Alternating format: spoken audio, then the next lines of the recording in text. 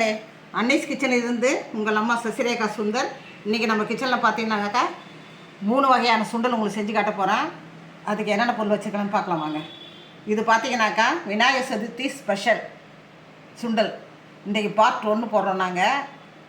நாளைக்கு பார்த்தீங்கன்னாக்கா சனிக்கிழமை விநாயகர் சதுர்த்தி அன்னைக்கு கொழுக்கட்டை செஞ்சு காட்டுறேன்.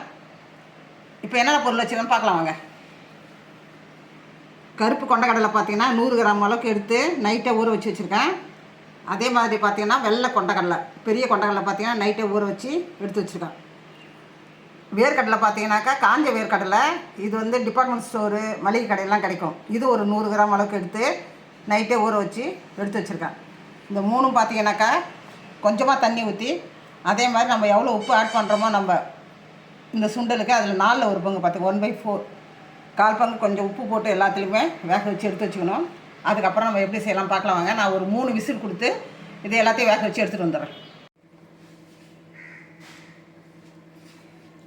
வெள்ளை கொண்டக்கடலை, கருப்பு கொண்டக்கடலை, வேர்க்கடலை எல்லாத்தையும் பார்த்தீங்கன்னா 3 விசில் கொடுத்து நான் எடுத்துன்னு வந்துட்டேன். இப்போ நான் அதை தாளித்து உங்களுக்கு சுண்டலாக காட்ட வேண்டியது தான்.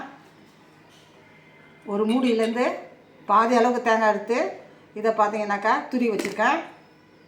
ஒரு மீடியம் சைஸ் வெங்காயம், 2 பச்சை மிளகாய் இது கட் பண்ணி வச்சுருக்கேன்.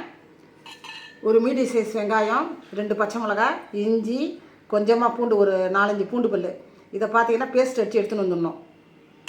இது வந்து வேர்க்கடலை சுண்டலுக்கு பேஸ்ட் அடித்து எடுத்துன்னு வந்துடணும். கருவேப்பிலை, கொத்தமல்லி எல்லாத்துக்கும் பார்த்தீங்கன்னா கொஞ்சம் கொஞ்சம் போடணும். பெருங்காயத்தூள், கடுகு, உளுத்தம்பருப்பு, முழு உளுந்து பார்த்தீங்கன்னாக்கா கருப்பு கொண்டக்கடலை தாளிக்கிறதுக்கு முழு உளுந்து வச்சுருக்கேன். மற்றதுக்கெல்லாம் அரை உளுந்து போட்டு தாளிச்சிடலாம். எப்படி செய்யுதுன்னு பார்க்கலாம் வாங்க. அடுப்பத்தை வச்சாச்சு, அதுவே நம்ம வானல் வச்சுட்டோம். இப்போ நம்ம கருப்பு கொண்டக்கடலையை பார்த்திங்கன்னா தாளிச்சு எடுத்துடலாம். கொஞ்சமாக எண்ணெய் ஊற்றியாச்சு. எண்ணெய் நல்லா காஞ்சிடுத்து. இப்போ பார்த்திங்கன்னா கடுகு, உளுத்தம்பருப்பு, காஞ்ச மிளகாய் இதை ஆட் பண்ணிக்கலாம். முழு உளுத்தம்பருப்பு கொஞ்சம் கூடுதலாக போகணும். பார்த்திங்கன்னா 1 டேபிள் ஸ்பூன் அளவுக்கு நான் போட்டிருக்கேன். 100 கிராம் கொண்டக்கடலைக்கு 1 டேபிள் ஸ்பூன் அளவுக்கு தாளிக்க நான் போட்டிருக்கேன். ரொம்ப டேஸ்ட் நல்லாயிருக்கும். பார்த்திங்கன்னா உளுந்து நம்ம அந்த சுண்டலோட சேர்த்து சாப்பிடும்போது ரொம்ப நல்லா டேஸ்ட் நல்லாயிருக்கும்.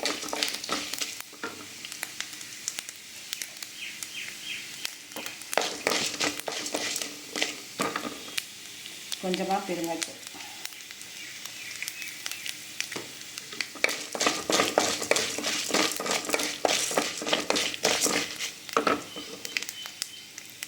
கொஞ்சமாக நம்ம கருவேப்பிலை,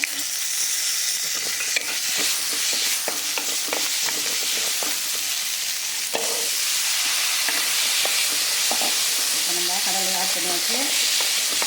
இது கூட பார்த்தீங்கன்னா ஏற்கனவே நம்ம வந்து வேக வைக்கும் போதே கொஞ்சமாக நம்ம உப்பு சேர்த்துட்டோம். நம்ம இப்போ இன்னும் கொஞ்சம் ஈஸியாக நம்ம சேர்த்துக்க வந்துட்டோம். அவங்க பார்த்து சேர்க்கணும். எவ்வளோ நம்ம பொருள் செய்கிறோமோ அதுக்கு தகுந்த நம்ம உப்பு ஆட் பண்ணி பார்த்தீங்கன்னா, ஏன்னா வாயிலாம் போட்டு பார்க்க முடியாது. சாமிக்கு படைக்கிற போது நம்ம வாயில் போட்டு பார்க்க முடியாது. நம்மளாம் ஒரு குத்தம் மதிப்பாக போட வேண்டியதுதான்.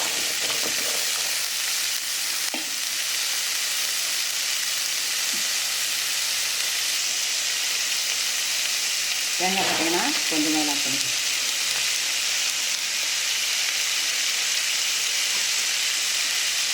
தேங்காய் பூலாம் சேர்த்து செய்யும் போது நல்லா டேஸ்ட்டாக இருக்கும். பார்த்தீங்கன்னா சும்மா 1 நிமிஷம் கிண்ணாலே போதும். இது ரெடி ஆகிடுச்சு. பார்த்தீங்களா, மொத்தமே 10 நிமிஷம் கூட ஆகுது. பார்த்தீங்கன்னா இந்த 3 சுண்டலும் ஒரு 10 நிமிஷம் கூட ஆகுது. நம்ம போட்டு எடுக்கிறதுக்கு நைட்டு ஊற வச்சிடணும். அவ்வளோதான். ஊற வச்சுட்டா செய்யறது ரொம்ப ஈஸி. இப்போ எடுத்துகிட்டு நான் அடுத்த சுண்டல் செஞ்சுக்காங்க. இப்போ பார்த்தீங்கன்னா வெள்ளை கொண்டக்கடலையை நம்ம தாளிச்சிடலாம். கடுகு ஒரு 1/2 டீஸ்பூனு, அரை உளுந்து பார்த்தீங்கன்னா ஒரு 1/2 டீஸ்பூன்,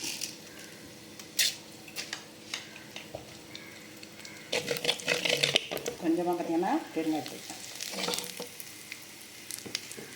கொஞ்சமாக கருவேப்பிலை,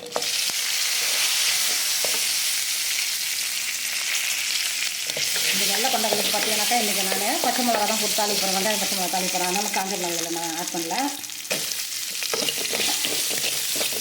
ஒரே மாதிரியே செய்கிறதுனா நம்ம டிஃப்ரெண்ட்டாக செய்யணும். பார்த்தீங்கன்னாக்கா எப்பயுமே காஞ்ச மிளகா தான் தாளிச்சிட்ருப்போம். இப்போ பார்த்தீங்கன்னா நம்ம பச்சை மிளகா தாளித்து இது செய்யணும். சும்மா பார்த்தீங்கன்னா கண்ணாடி பதம் அளவுக்கு நம்ம வதக்கினாலே போதும். இப்போ வந்து நம்ம இந்த கொண்டக்கடலை ஆட் பண்ணிக்கலாம்.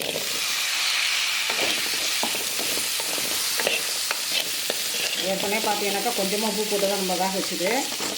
இப்போ நம்ம மீதி உப்பு ஆட் பண்ண முடியும்.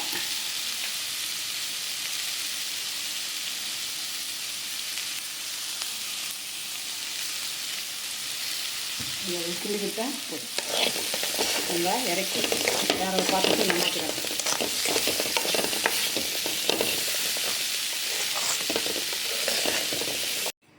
வானலில் பார்த்திங்கன்னா கொஞ்சமாக எண்ணெய் ஆட் பண்ணிப்போம். இப்போ வேர்க்கடலை சுண்டல் செஞ்சு காட்டுறேன். எண்ணெய் காஞ்சிட்டு 1/2 டீஸ்பூன் அளவுக்கு கடுகு சேர்த்துக்கலாம். ஒரு 1/2 டீஸ்பூன் அளவுக்கு உளுந்து சேர்த்துக்கலாம். கொஞ்சமாக பெருங்காயத்தூள் ஆட் பண்ணிக்கலாம். அப்புறம் பார்த்தோன்னா கருவேப்பிலை சேர்த்துக்கலாம்.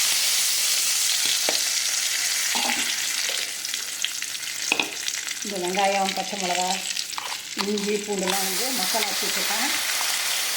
இந்த அரைச்சி வச்ச மசாலா இதில் ஆட் பண்ணிக்கலாம். கொஞ்சமாக மிக்ஸி ஜாரை கழுவிக்கலாம். மிக்ஸி ஜாரை கழுவிக்கலாம். பச்சை வடை போகிற வரைக்கும் பார்த்தீங்கன்னா நல்லா வதக்கணும். 2-3 நிமிஷத்துக்கு நல்லா வதக்கணும். பார்த்தீங்கன்னா மீடியம் ஃப்ளேமில் வச்சு அடுப்பா நல்லா வதக்கணும். இந்த வெங்காயம், பச்சை மிளகாலாம் பார்த்தீங்கன்னா பேஸ்ட்டு நல்லா வதக்கியாச்சு. இப்போ நம்ம வேர்க்கடையை ஆட் பண்ண வேண்டியதான்.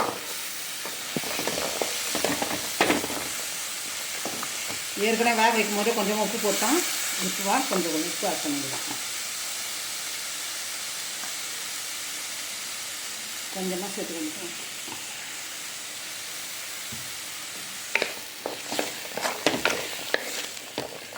துரி வச்ச தேங்காய் இதில் போட்டுக்கலாம்.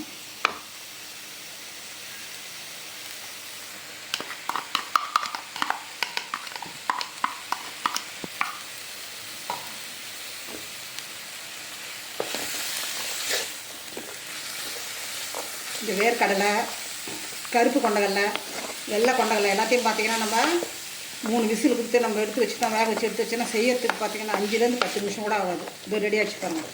3 சுடல் நம்ம செஞ்சு விநாசத்துக்கு அசத்திட வேண்டியது தான்.